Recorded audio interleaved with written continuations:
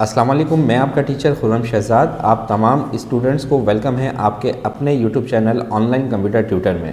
Microsoft Excel में data filter किस तरह से अप्लाई किया जाता है और डेटा फ़िल्टर का क्या फ़ायदा है हमें, आज की इस वीडियो में मैं आपको बताऊंगा। तो चलें स्टार्ट करते हैं। जब आप होम टैब पे क्लिक करेंगे तो आपको फ़िल्टर का ऑप्शन नज़र आएगा। आपने सिंपल फ़िल्टर पे क्लिक कर देना है, तो जो हेडिंग्स आपने दी हुई होंगी वहाँ पर ये ड्रॉप डाउन लिस्ट यानी कि फ़िल्टर अप्लाई हो जाएगा।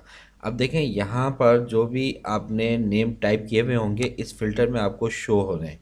ठीक है, अब हम यहाँ पर सिर्फ ये देखना चाहते हैं कि यूएसबी का डेटा कितनी टाइम्स इंटर हुआ है और क्या क्या इंटर हुआ है। तो आपने यहाँ पे क्लिक करना है, सिलेक्ट ऑल से चेक हटा देंगे और सिर्फ यूएसबी को सिलेक्ट करके ओके कर दें तो ये यूएसबी का डेटा आपके सामने आ जाएगा।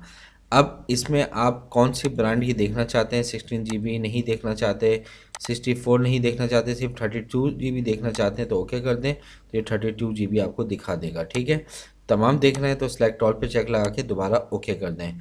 यूएसबी के साथ साथ आपने सेकंड प्रोडक्ट हेडफोन्स भी देखना है, इसको चेकआउट करें और इसके बाद ओके कर दें तो ये हेडफोन भी आपको इसने शो कर दिए। तो फ़िल्टर का बहुत फ़ायदा है हमें कि हम फ़िल्टर से अपने डेटा को सॉर्ट आउट देख करके डिस्प्ले ले सकते हैं, देख सकते हैं।